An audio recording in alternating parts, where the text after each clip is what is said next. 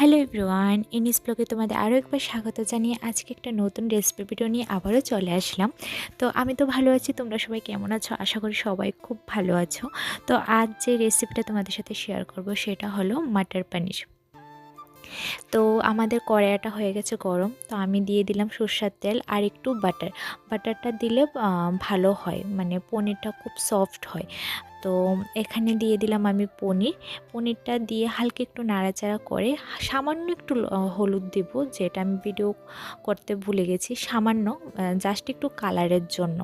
তারপর কিছুটা তো তেল ছিল, তো হালকা একটু তেল দিয়ে সরষের তেল দিয়ে দেব টমেটো, পেঁয়াজ, আদা, রসুন আর 4টা মরিচ, আর সাথে দেব সামান্য লবণ। তারপর এগুলো হালকা একটু ভেজে টেলে নেব। দেখতেই পাচ্ছ এরকম হতে হবে। তো এখন এটা করে নেব পেস্ট।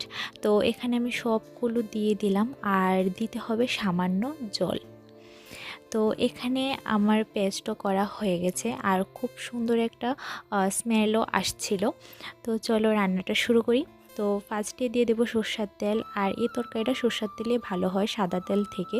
তো সোমবারে দিয়ে দেব জিরা, দারচিনি, কালো এলাচ, লবঙ্গ, শুকনো মরিচ, তেজপাতা।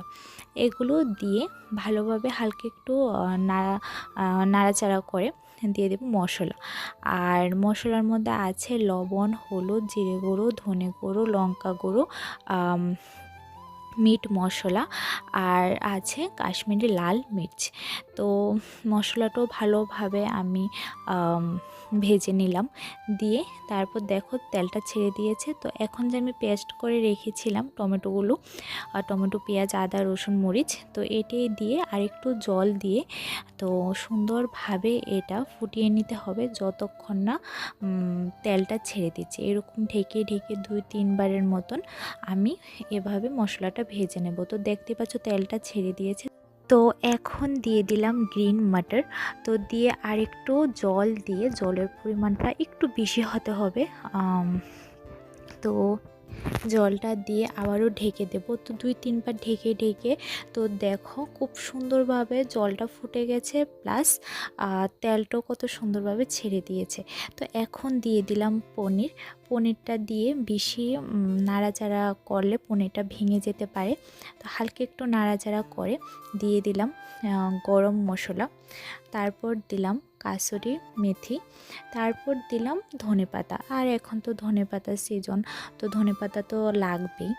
তো এটাও দিয়ে হালকা একটু নাড়াচাড়া করে একদম সাবধানে নাড়তে হবে।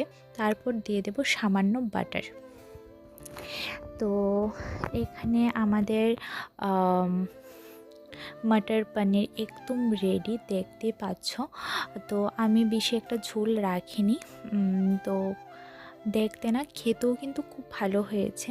তো আমি তো এটা ফার্স্ট টাইমে ট্রাই করলাম, তো আমাদের কাছে ভালোই লেগেছে।